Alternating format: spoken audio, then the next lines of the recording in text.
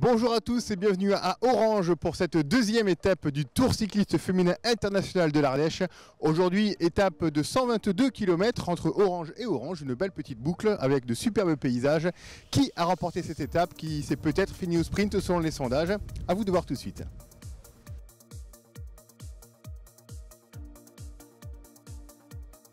Cette étape longue de 122 km forme une boucle autour de la cité d'Orange.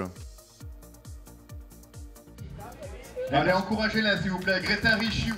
L'ambiance sur le podium semblait plutôt détendue. Le départ fictif a lieu à 14 h, le départ réel quant à lui a lieu devant le théâtre antique.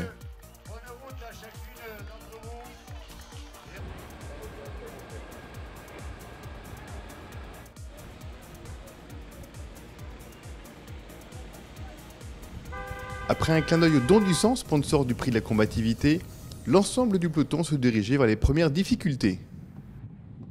Le peloton, emmené par le team Australie, roulait à une allure assez soutenue, ce qui n'a pas empêché les quelques coureuses de profiter du spectacle offert par cette étape. Les caméras de Rodeo Prod ont pu filmer entre autres le Mont Ventoux, les dentelles de Montmirail ou encore Vaison-la-Romaine.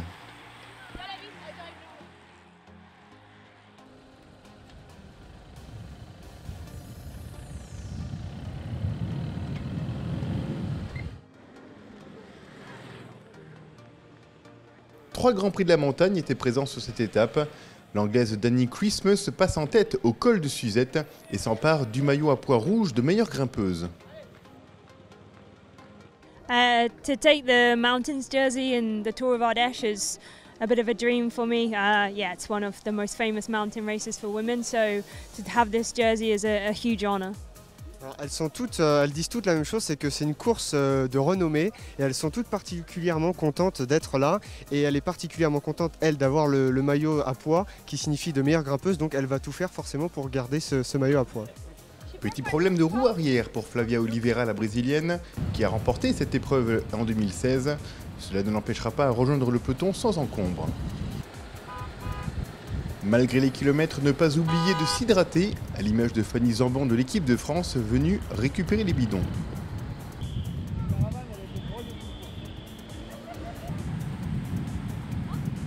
Les derniers kilomètres ont été cadenassés par l'équipe d'Australie qui avait une idée derrière la tête.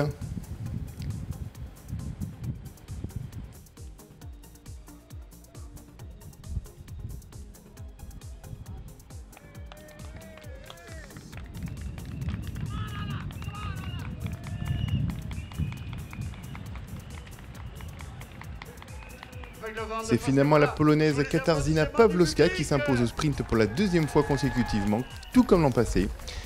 Elle garde du coup son maillot rose de leader du classement général et conforte aussi le maillot vert du vainqueur du sprint.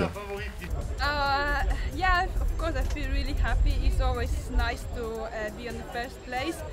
Today was a bit more difficult, really painful finish. Australian girl she attacked for the fight. Donc elle nous précise qu'elle est forcément contente de gagner cette deuxième étape. Une étape particulièrement difficile puisque les Australiennes ont mené apparemment souvent sur le peloton. Donc elle a tenté plusieurs attaques dans les montées et puis bien sûr le plat, elle a réussi à faire la différence.